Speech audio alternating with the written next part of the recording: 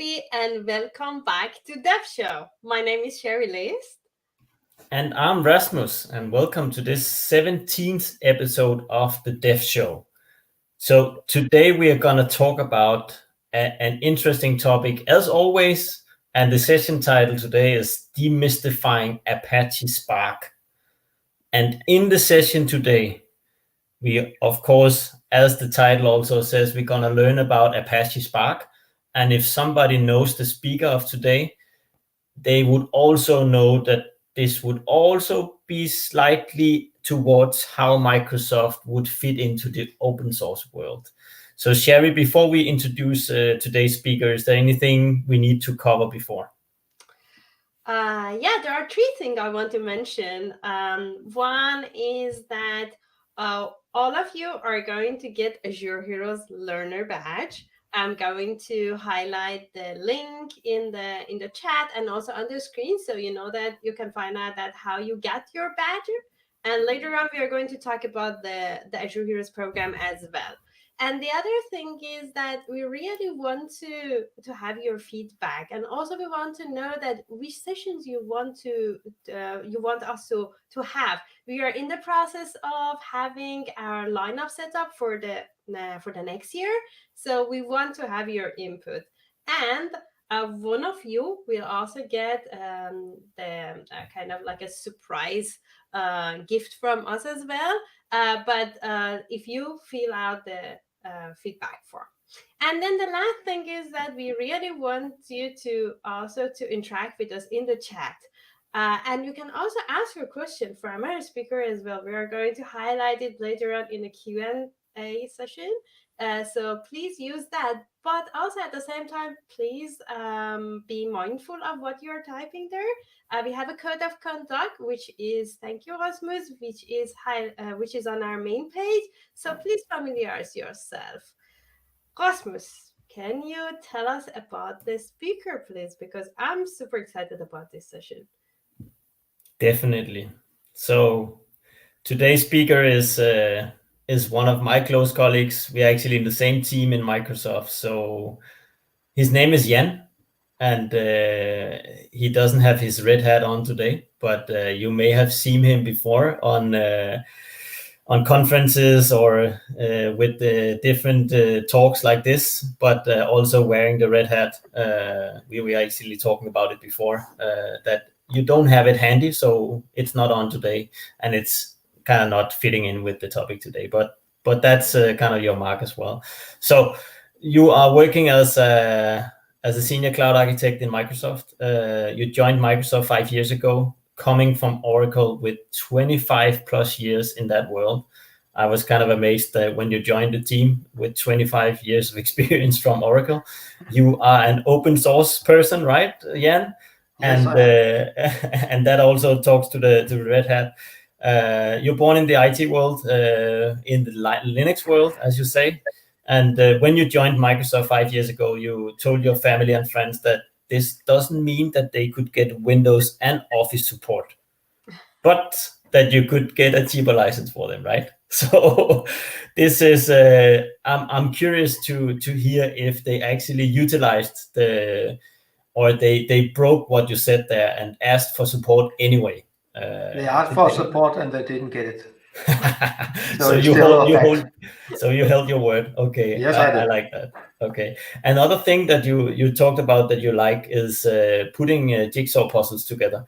And as I did before, before we joined it, I'm probably gonna say something wrong. But what is the latest jigsaw puzzle that you put together, and how many pieces did it have? Thank you, Rasmus. It was actually a puzzle about a Sherlock Holmes story called Baskerville's Dog, and they are called Vasky, and I will actually touch upon those within this presentation. Wow. Wow. I'm looking forward to that. So you didn't say how many pieces it had. I don't know if you 8,000. 8,000. 1,000. 1,000. Okay. Yeah. Still a lot of pieces. Still a lot. It's a lot. Okay. I think I'm not gonna ask you more questions right now, Jan. I look forward to hear your session, and I know a lot of people this as well. So let's hand the stage over to you, and welcome to the Dev Show. We are so happy to have you here. Look forward to it. Thank you so much. Thank you for having me here, and welcome. Good afternoon to this session where we'll touch upon Spark. I have made a presentation where we'll just look into this history behind Spark, where it actually comes from, what's the nature of it. We will touch upon a Hadoop system, which probably some of you knows about. Then we will talk about Spark, and of course we will talk about Spark in Asia. And then the last slide is actually just a resource where you can find extra information about what Spark actually is all about. First of all, and Rasmus actually touched upon my red hat. That's because I am actually a Linux guy.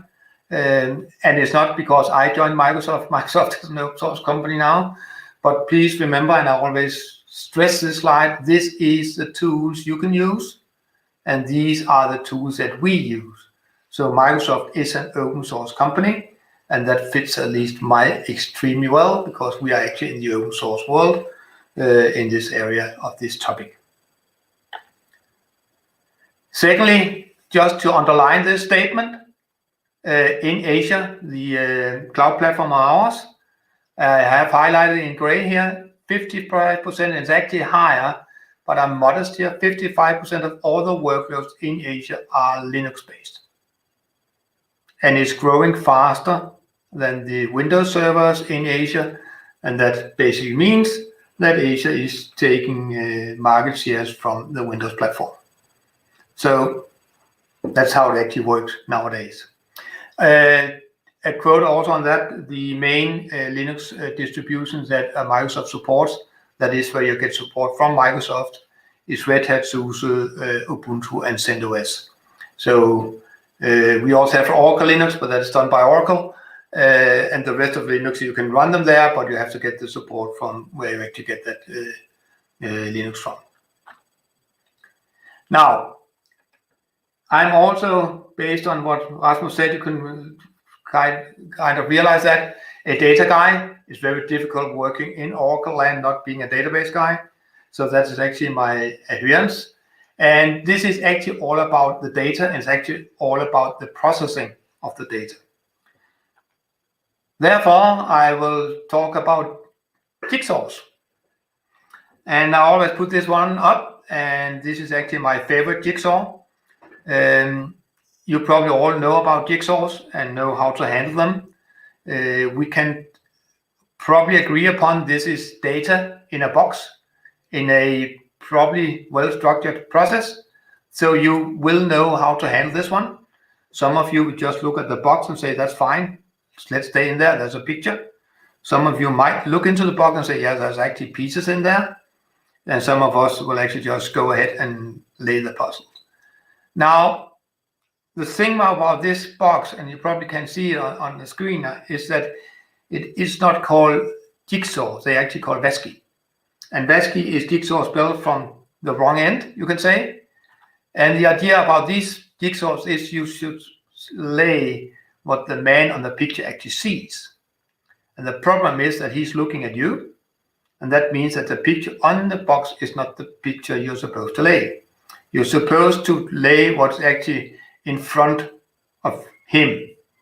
And the only thing that's actually in front of him is the back side of these four ladies. So you have to take another approach to this one. And some of you might call this machine learning, some of you might even call it artificial intelligence, but it's all about that we have to change the process. We have to do things differently to actually achieve the outcome we actually would like. And I'm not going to the techniques about this one. I can only say to you, you should take these puzzles. They are so fantastic. My wife and I only lay those one because this is the way to actually lay a jigsaw today. And just to help you out, this is actually what comes out of the box. As you can see, a little bit different airplane, and you have the ladies seen from behind, as I told you. And just a little tip, remember that when he looks at you, his left side is your right side. So you have to turn the picture in your head so they actually get the fine thing. And this is actually what many people will call big data. There's only 1,000 pieces in this puzzle. You can actually lay it just by putting one piece and then take the 999 left and find the next one missing, then you have 998 left.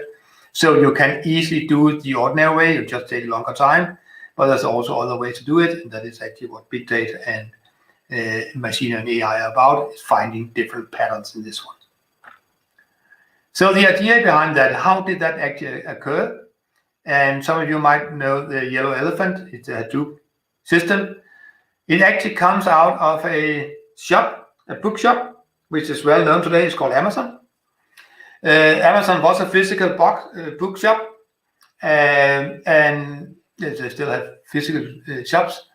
And they started by selling books.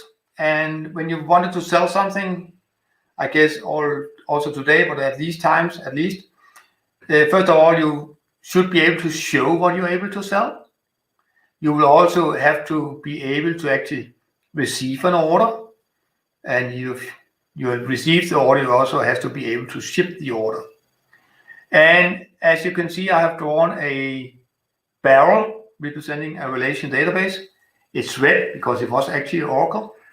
And the way you did that was you actually described what you're supposed to be able to put on your homepage and run into your order system, and everything was in place.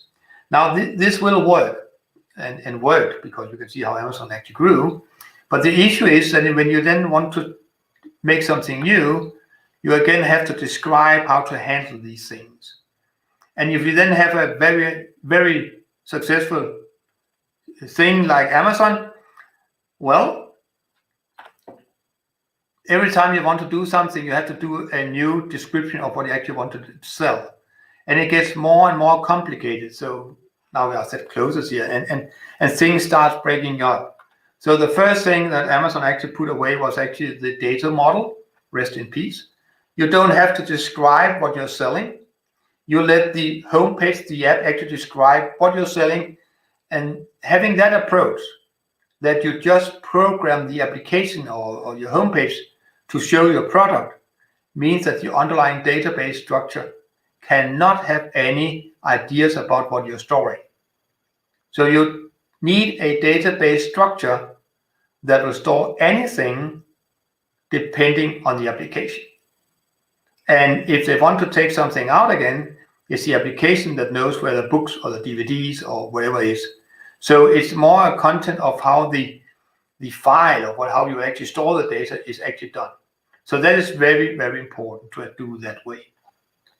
The second issue Amazon and all shops at that time at least had was that, and I of course have shown a Christmas tree here because it's always this Christmas shopping, probably more Black Friday shopping and single day or whatever they call after all these years, that your peak, when you peak a IT system, if you go through 100% of the resources you have your IT systems, there's nothing left. There's nothing you can do. You start being slow. You might even start, or probably will start, dropping off orders. So the issue here is that the way we construct the systems, a database running a certain web shop and all these things, is actually a problem. So the idea they came out to is actually have another kind of system where you can come into a system where you have a master that's actually a Hadoop master. This master will find out whether you can actually go into this, do you actually have IT left? And then it will send the request or the service to any free IT infrastructure that are ready.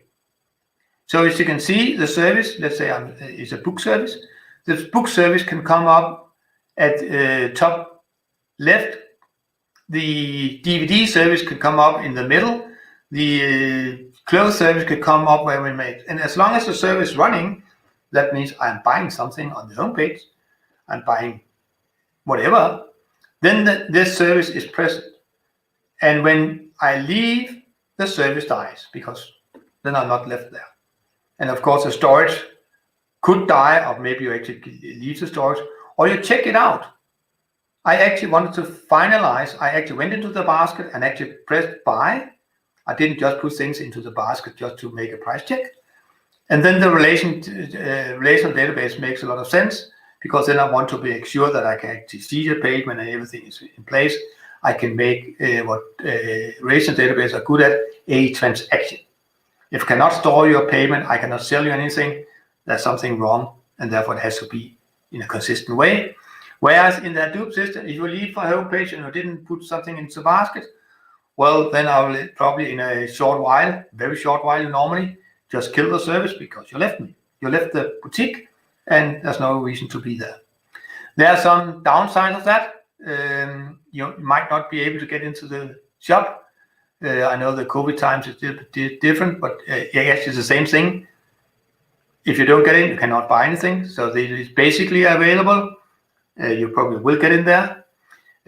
Soft state, yeah, if somebody looks at your system and they say, how many books are we selling right now? Well, nobody actually knows, because maybe you put something into the basket, maybe you don't check out the basket, and everything is in what is actually going on in the shop. And then last but not least, if you want the shop to be in order and everything is counted correctly, it has to be consistent, and a Hadoop system will eventually get consistent if you leave it alone. But the idea behind whole this process is actually to make sure that I can just store the thing I have in my hands, in my applications, to a distributed or clustered file system, so that I'm able to actually process what is going on. The master that comes in, and that is my Linux team coming in here, is called yarn. And in the Linux world, if you meet the first two letters, it always means yet another. So this is yet another resource negotiator. The funny thing is yak, yet another compiler, but that's what they called. And the yellow databases are called Hadoop file systems. They are clustered file systems, and as you can see, they are file systems. They are not databases. So they actually have a directory structure and these kind of things. So that is actually the background of the processing, of the storage processing going on behind the scenes. Now, the core process we then have to discuss is called MapReduce. Because let's take these puzzles again. I give you a box with 1,000 pieces. Maybe you will do as I would do. I'll take the box and do it myself. If you're not comfortable with that and you want to get to the result, maybe we should be more than one doing this process.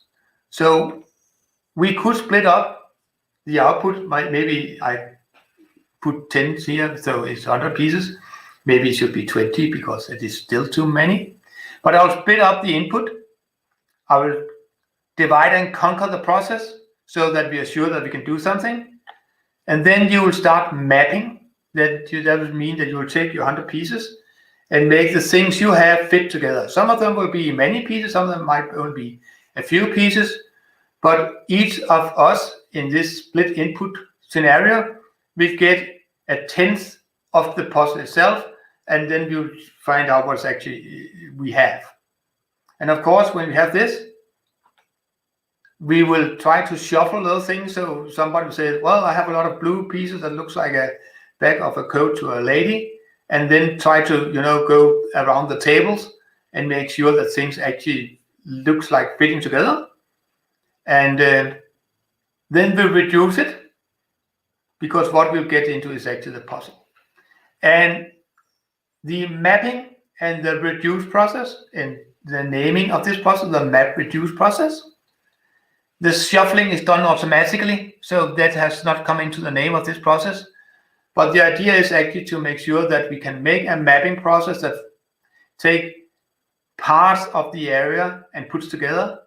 And then when we shuffle the things so they look alike, and then we reduce it to compile the final result. And that is the idea behind the whole process, that we divide into these cluster file systems so that we might have 10 servers doing 100 pieces each, and then they start shuffling and putting things together so that the master server will send me back just one picture or one result. That's the idea. Now, the basics behind that is that it is based on this distributed file system. The file system itself has scalability built in. Yes, it has, because otherwise I cannot make this process run. Secondly, it actually has fault tolerance built in. And the original picture I showed with the small barrels on is kind of it ideal, because actually the file is present on more than one server. It will always make 3 copies of the files on different services in the Hadoop file system.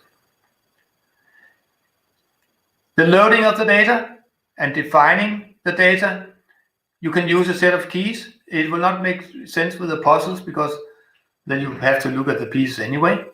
But you have the process of actually putting things in there and say, this actually belongs to a certain area. It's not put together, but it actually belongs there.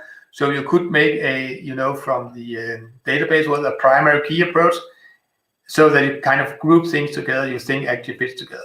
If you're trying to count words in a book, that is the normal example you'll see of the MapReduce process, then of course you can say all the words that start with A goes into the first, B, and so forth, or whatever it makes sense. So you could try to help your distributed file system to actually also get a distributed load process. You might not succeed, and this process will succeed anyway, but it could speed up the process that way. So the first thing you have to do is define the mappers. That is a piece of code. So you have the map process, as you can see here. Then the shuffling is done automatically, and you have to define the reducers. And I'll show you a short example in a minute that actually does that. And what you actually can do, you can actually chain these processes. So a reduce process, as is shown here, does not necessarily have to have one output. It can actually be an input to a next MapReduce process. So there are some possibilities to actually make this rather flexible and also, of course, rather complex.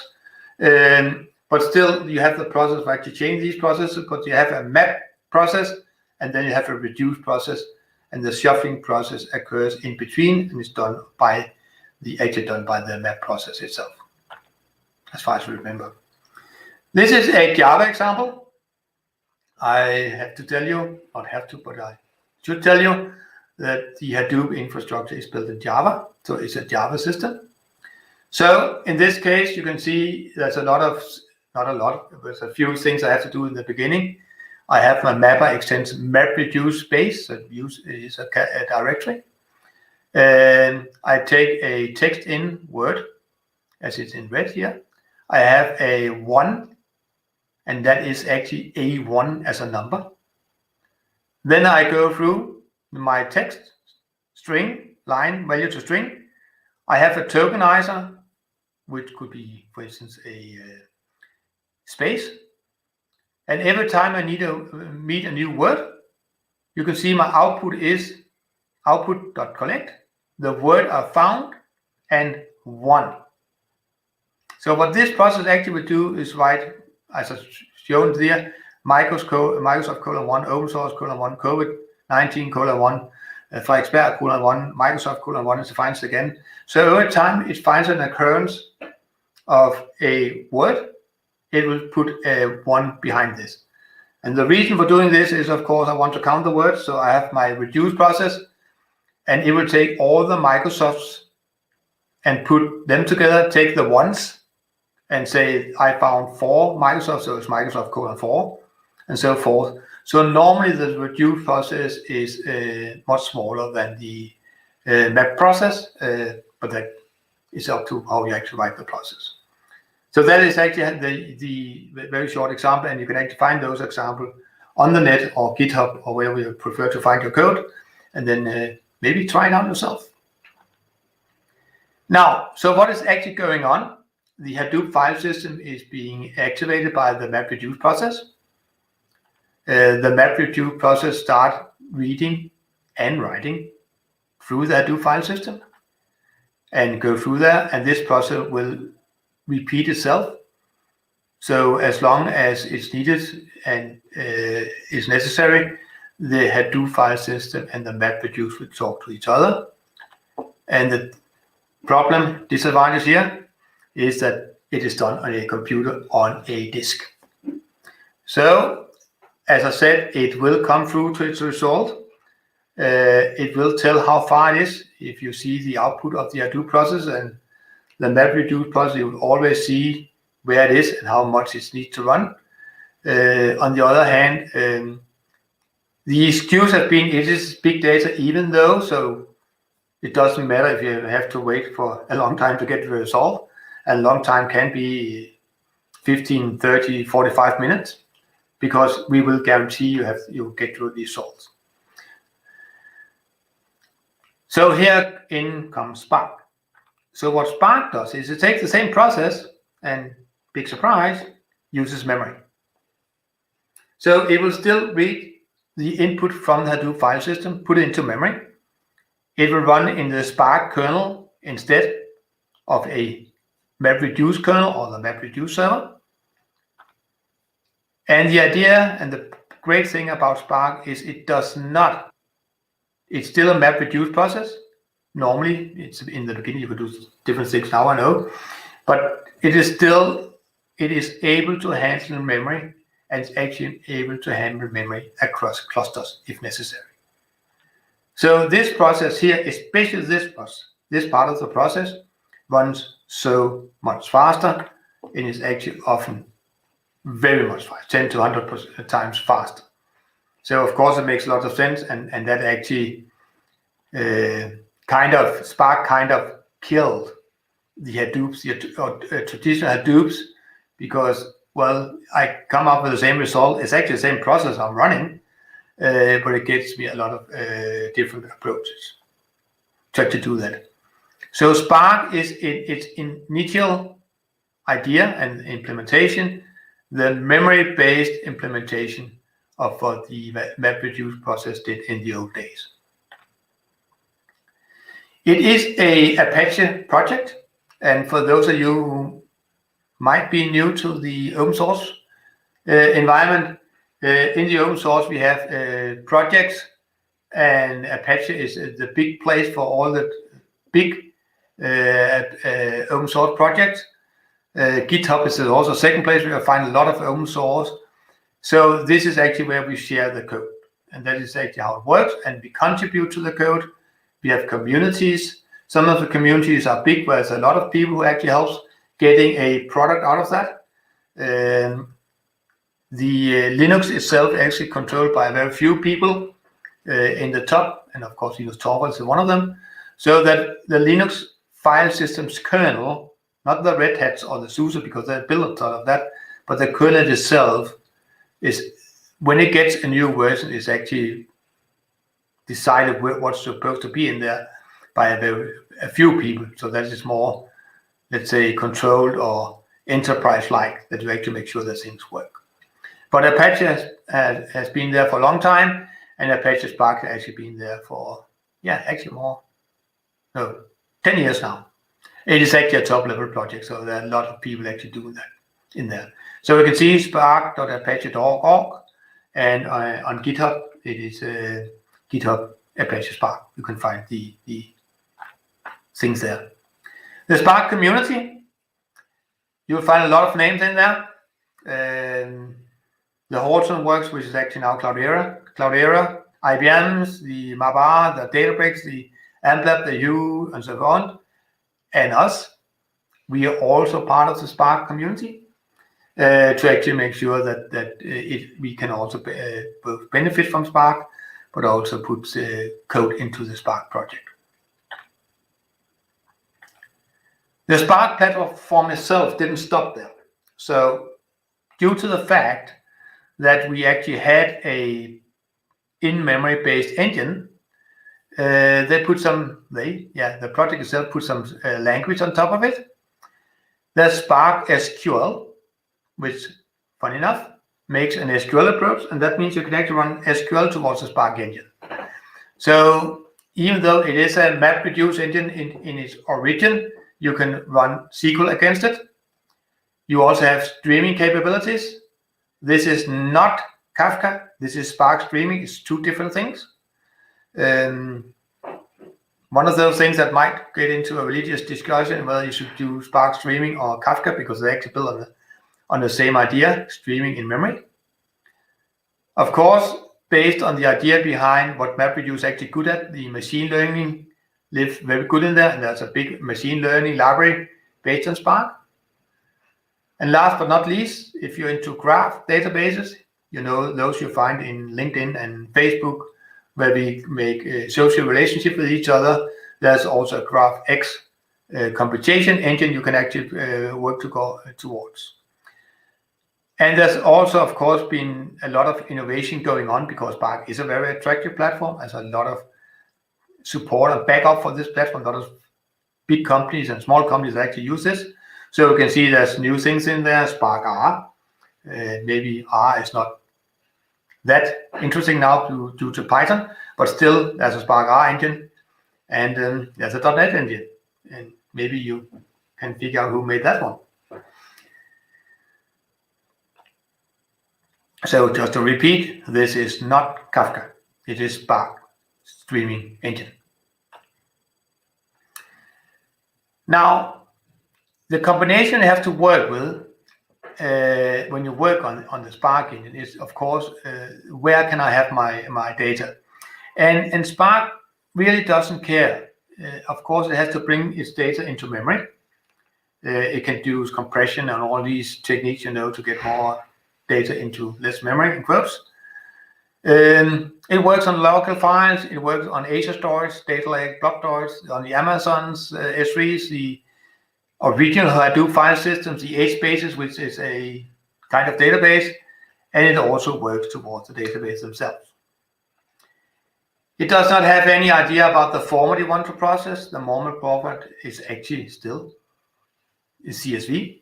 It seems to be kind of the new standard because probably we will not be able to break that in the next 100 years.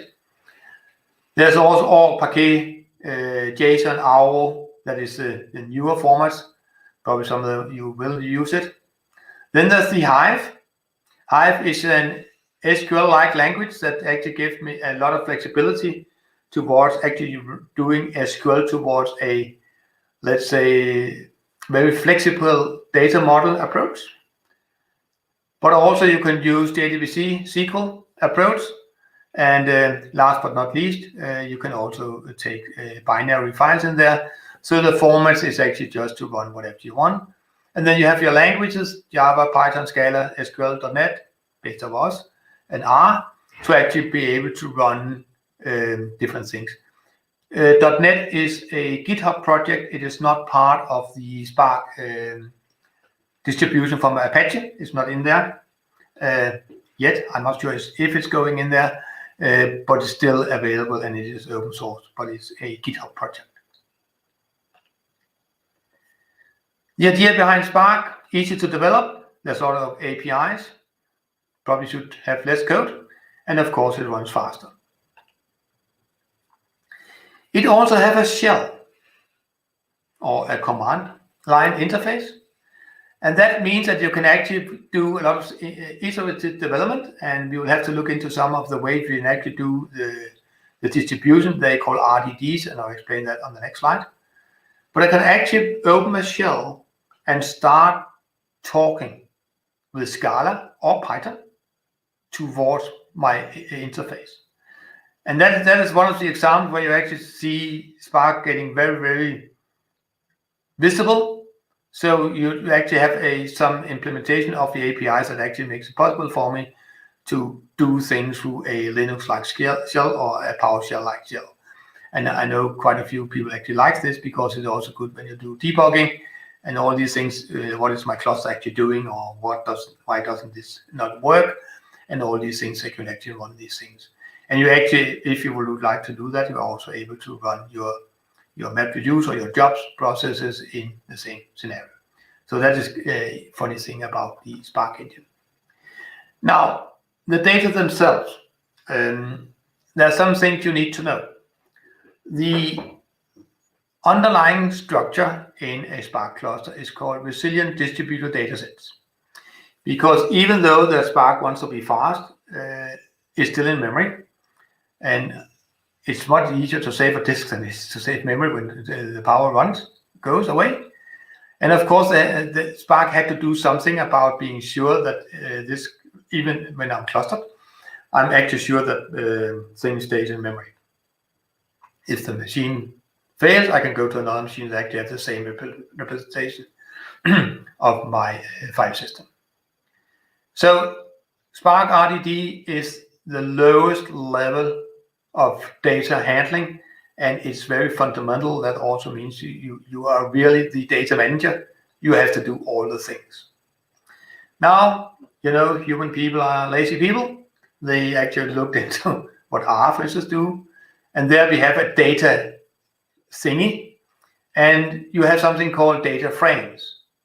So here we are actually trying to make a representation that will look like a table in a Azure database. So many people will like this because it actually gives you a database Excel-like approach. So a data frame, probably you should think about it a Excel sheet, but it actually means that you can actually impose a structure, as is written here, on the infrastructure behind. It is still based on the lowest one, so you have all the benefits of what you can do, but you get a lot of possibility to actually do a lot of more real developer work than being data manager. And there's an extension where you get even lazier data sets, where you get a object-oriented programming interface. That means you actually get a object, a whole set of data. And that makes a lot of sense if you want to do, for instance, machine learning, all these things, that you can actually do that. And you get some ways of actually doing things with query planning. You want to run things in different ways. You have all three of them available. Most people actually run on the last one. Datasets is the most common one I see, but it's actually up to you to decide which one you want. So the lazier you get, the more to the right you go, the more nitty-gritty you get, the more to the left you go. And that is the infrastructure behind this. And you'll find a lot of examples in all these areas on how actually to handle this. So that was the Spark engine. So we had the Hadoop engine doing the MapReduce process, where we split up the work. Hadoop did it on disk, Spark did it in memory. Due to the way Spark actually works, it's given the possibility to have different languages. And we got SQL, we got the mlibs and all these things. So we can actually do that. And we even got an interactive shell, so I can actually sit directly in front of the Spark cluster and do things. And we touched upon the representation of the data, the RDDs, the low level, the data sets and data frames, so you can actually organize yourself towards the jobs you actually want to use. This brings us to the, in quotes, commercial side of the advert. What about Spark in Asia? Well, first of all, it is on our slide. It is in different places. It's, of course, a part of our Python Java approach. We have the Hadoops. There's the HD Insights in Asia. There are different approaches, and there is the Spark engine themselves. So Spark is a main part of the development we have been doing in the Asia platform. If you look into Asia itself and say, well, where is it? You'll find it on the Linux virtual machines. So yes, you can just bring up a Spark cluster based on the Linux machines, the VMs themselves. You will have to do a lot of maintenance because now you're suddenly the administrator.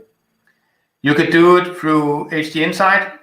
You could do it through, which is here, Apache Spark representation. So there is a HD Insight that has Apache Spark as its driver. This is an enterprise approach. You can say this is where you actually want to make sure that's the same libraries that runs on all servers, and it's a little bit, let's say, difficult or cumbersome to actually change the libraries. But that's the idea behind HD Insight. That's just fine. Then there's in quotes heroes in display, Azure Databricks, also in the Azure Machine Learning Studio, which is kind of the same thing based on Microsoft technologies. You find Spark as the engine in both of them. We have it in the SQL Data Warehouse. It's an important part of the Synapse platform to be able to do that. And It's actually also the driver behind Data Factory, not Data Factory itself, but Data Factory data flow. So everything the Data Factory data flow wants to express is actually done in Python, and the engine running the Python is actually a Spark engine. It's actually Azure Databricks. So Spark is eminent in many of our products, maybe not totally visible. Of course, it's very visible in the HG Insight because it's there. In Azure Databricks, you will be asked to which kind of clusters you want on your Spark, because Azure Databricks is built on Spark. And in Data Factory, you probably kind of wonder why does it start a Spark cluster, and it actually does that because it's going to run its data flows in Python through a Spark cluster based on Azure Databricks. So it is in many places within Azure. And this is actually where you can see on our new Synapse engine, which has SQL. This is a Microsoft SQL Server engine. It also has an Apache Spark engine. And that means that I, from a front end, can run SQL to Spark or Python to SQL or .NET to whatever. So I get the flexibility to have the well-structured, organized database along with the energetic, not so well-structured, but very fast Spark engine. And I actually, as a user, use them both depending on what the job I have. Maybe I even don't know which one I'm running, because maybe I don't know how to make a create table, which the left one require. I just kind of made a table, not knowing how, and then probably Apache Spark would be an engine to run. But from a Synapse point of view, you should not have to be concerned about what one of the other technologies can do. You can run your SQL, the same SQL, towards both engines. It's in Databricks, as I told you. It is the main driver. It is the engine of a Databricks installation. So it is built around that. It's actually built by people from the Spark community, Databricks itself. So kind of obvious. In HG Insight, you will find it along with a lot of other ones. And you can see when you want to make a HG Insight cluster, one of them is a Apache Spark, HG Insight Apache Spark cluster. Some of them are more specialized towards edge-based. You can see here different processes. And HG Insight also have on your left in the blue area in the middle, batch, which is the original MapReduce process. So the first one I talked about, that actually said that I'll do the file system way, and it will take the time it takes, but it will be rock solid. Spark is still rock solid, but that's how you look at it. In Data Factory, you find it in the data flow. It is Databricks. It is the Spark engine that makes sure I can run my Python code, and that is Python code we use there to actually have a very fast engine so that we can make the transformations as quickly as possible, because Spark is in memory and very fast. And under our Azure Machine Learning, our newest kid on the block, which is a GUI-based approach to machine learning, you will find a HG Insight cluster and Azure Databricks as part of the things we can actually talk to, the targets. So Spark popping up again, it is an essential part of what we actually do. And this is actually just a sidekick example of how you can take Azure service and build something new, because it's actually built on existing Azure services. So we can utilize that. So that was the words I have. There are some resources here in the end of the slide deck. Of course, it's about Apache Spark, the documentations. There's something about how to do application configuration if you want to do low programming. You can also get yourself a standalone cluster configuration. So if you want to have your own Spark cluster, you can find them there. And still, we are running in memory, but there's also a tuning guide. And just as the Hadoops, Spark can also benefit from doing some keying, partitioning in a good way, so it gets more obvious what you're actually looking at. That was my presentation, so I'll shift out of presentation mode. And thanks, Jan. Any questions? Yep, definitely. Yep. We have a question here from Wille, and he's asking what is the dataset size. I'm just going to switch the two of us so we can see you. What is the dataset size ranges where working with Spark makes sense? So, i.e., there is often an overkill over boundary. I think that, of course, I think there's more a lower boundary because putting a very small data set in memory towards putting a very small data set in disk doesn't make any sense. To be quite honest, I don't think my fellow machine learning guys, Databricks guys, think of that approach at all. So they seem not to be concerned whether there's an upper limit or lower limit. The upper limit, of course, is the amount of data I can put into it. There is definitely an overkill, but I don't think people are concerned about the overkill. Okay. Great. For the audience out there, so if you still have any question, we have time to ask from Jan. So you have 1 minute to ask your question, and your 1 minute to start now. Yeah. So yeah, exactly.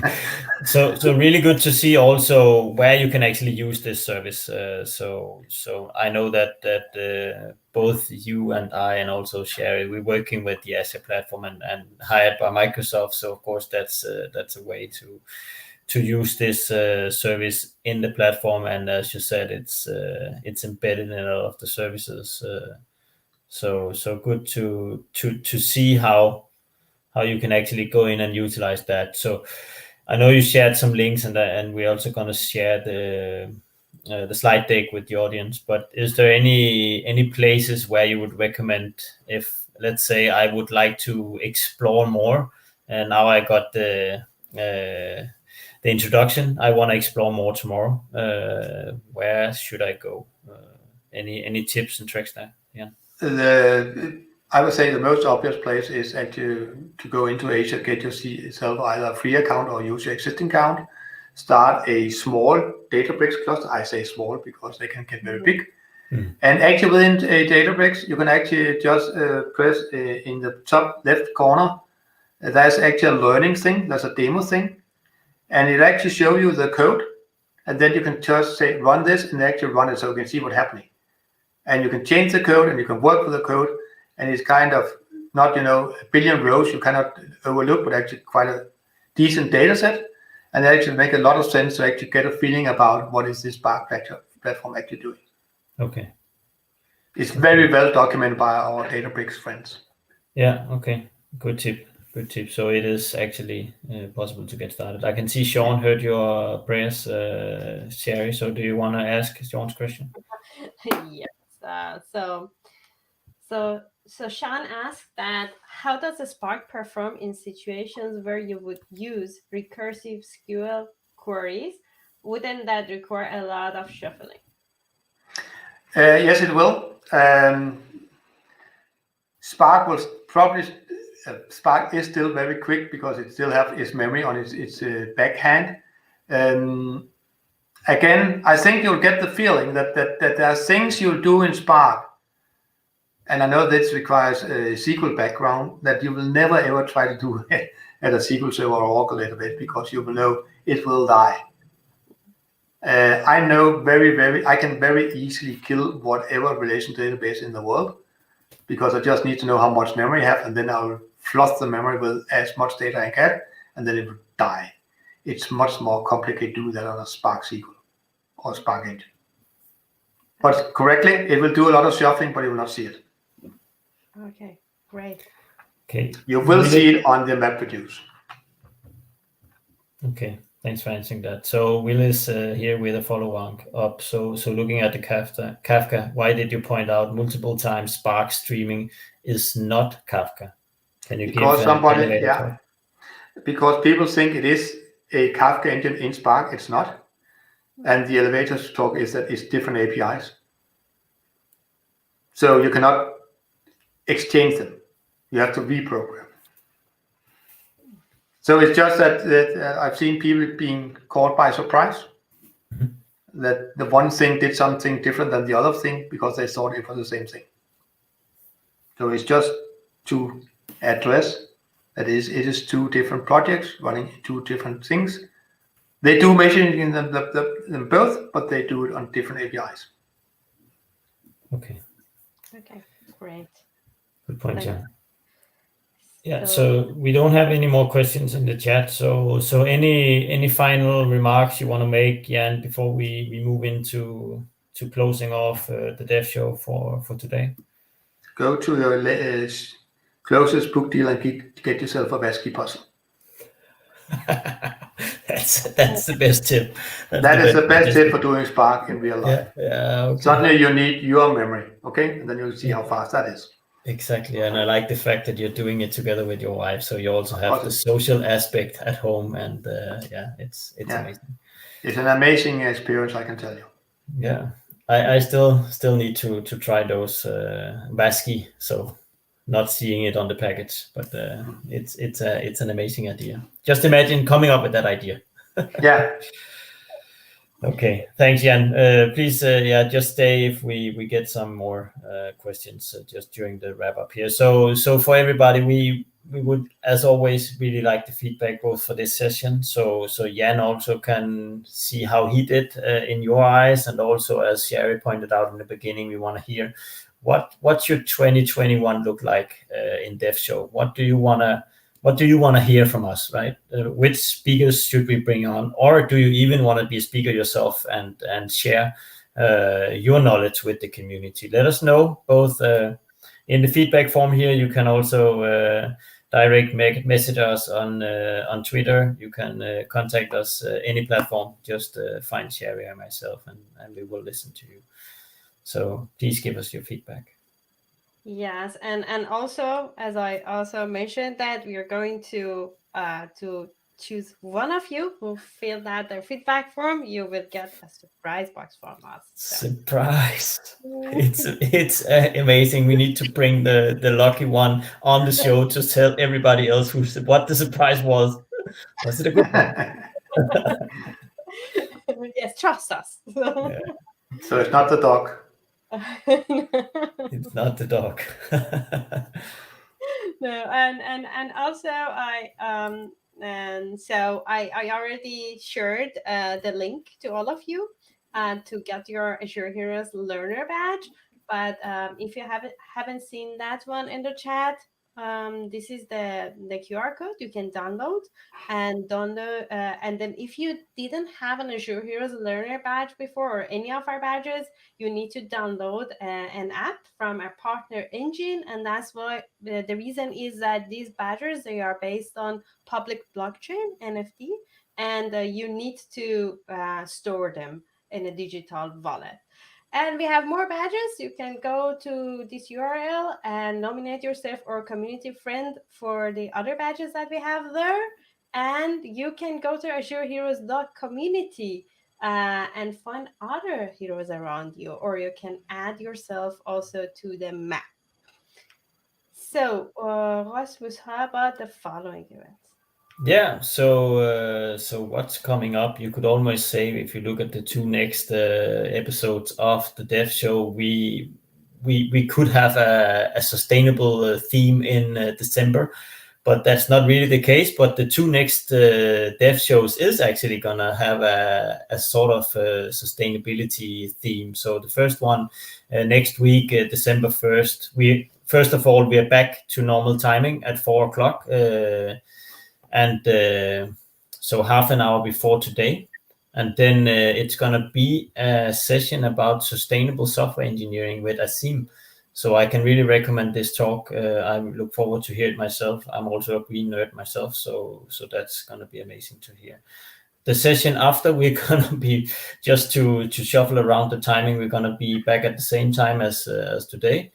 And there you can learn how to build the green PWAs with David. So again, a green theme. And talking about surprises, 15th of December, we are baking something up, Sherry and myself, and you can really look forward to that.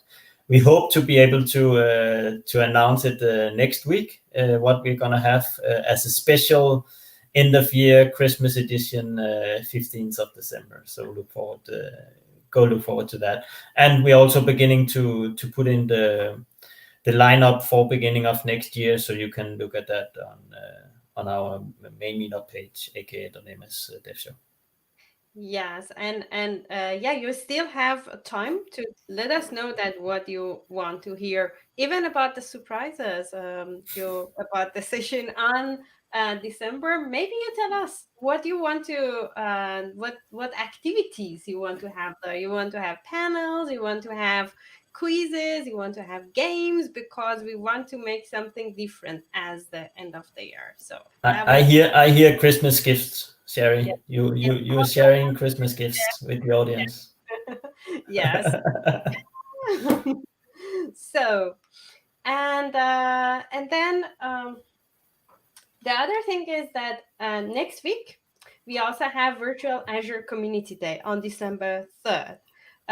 It's a 24-hour of talks focused on Azure, and we have 4 tracks.